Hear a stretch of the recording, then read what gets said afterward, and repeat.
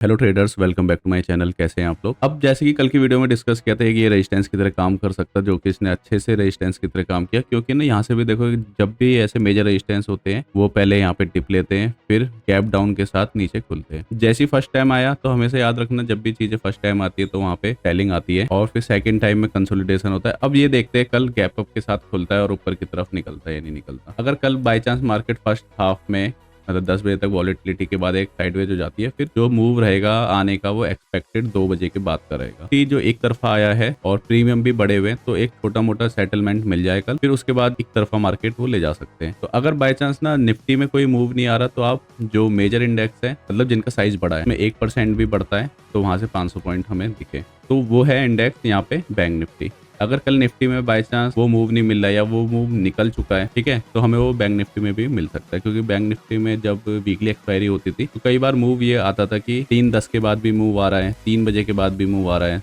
2:45 के बाद भी मूव आ रहा है, 2:50 के बाद भी मूव आ रहे हैं। तो वो ऐसे मूव आते थे और 200-300 पॉइंट के मूव आते थे। तो यहाँ पे आप बुल कॉल स्प्रेड बना के ट्रेड कर सकते हो। बुल कॉल स्प्रेड से रिलेटेड वीडियो मैंने चैनल पर डाल रखी है, आप जाके देख सकते हो। और उसके साथ अगर बाय चांस कल गामा ब्लास्ट होता है एक छोटे टाइम कंसोलिडेशन के बाद, तो इससे रिलेटेड भी मैंने एक वीडियो बना रखी है 1:4 वाली स्ट्रेटेजी की, या बुल कॉल स्प्रेड वाली देख लेना 1:1 वाली स्ट्रेटेजी की। तो ये सबसे बेस्ट रहती है ट्रेड यहाँ पे। अब देख लेते हैं क्या सपोर्ट है क्या रेजिस्टेंस है, क्योंकि कल ना आपको ऑप्शन चेन भी देखना पड़ेगा, आपको कल सब चीज देखनी पड़ेगी क्योंकि मंथली एक्सपायरी है तो वॉलेटिलिटी हाईली एक्सपेक्टेड है। तो एक बार हम देख लेते हैं। सबसे पहला एक रेजिस्टेंस ये भी पड़ेगा क्योंकि यहाँ से गैप डाउन खुली थी मार्केट, और ये भी पड़ेगा। तो ये कि ये रेंज पड़ेगी जो कि है 24,300 से लेके 24,380 की।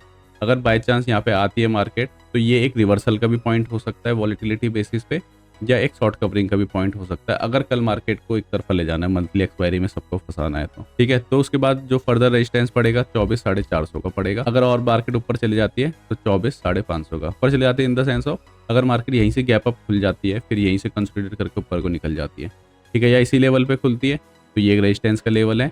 और वो डिपेंड करेगा वो रेजिस्टेंस किस हिसाब से। अगर एकदम बुलिश ट्रेंड है तो छोटा सा पुल बैक देगा 70-80 पॉइंट का, फिर ऊपर की तरफ निकल जाएगा। पर एट द एंड आपको कल प्राइस एक्शन फॉलो करना है और पोजीशन साइज को लिमिट रखना है। ओवर ट्रेडिंग करने से बचना है, या तो कि 2 ही ट्रेड लो, नहीं तो अवॉइड करो। क्योंकि इस दिन ऐसा रहेगा कि आपको एक तो ऑप्शन भी सस्ते मिलेंगे क्योंकि प्रीमियम खत्म हो चुका होगा, और वॉलेटाइल मिलेंगे। और ऑप्शन का हमेशा ये रूल रहता है कि ये जीरो ही होना है, तो इस वजह से हम ना जल्दी काट देते हैं उसको। 45 वाला 450 भी जा रहा है तो हम सोचेंगे यार कि कैरी फॉरवर्ड ले जाएंगे तो ये मे भी जीरो ना हो जाए, इसलिए हम 90 पे ही काट देते हैं, ठीक है। या 30 पे चले जाएगा वो, तो हम सोचेंगे जीरो ना हो जाए, पर वो बेशक 30 से 100 जा रहा हो तो हम सोचेंगे जीरो ना हो जाए, तो इसलिए हम जल्दी काट देंगे। तो एक ही साइकोलॉजी रहती है ऑप्शन बाइंग में, तो आप इसको देख लेना अपने हिसाब से।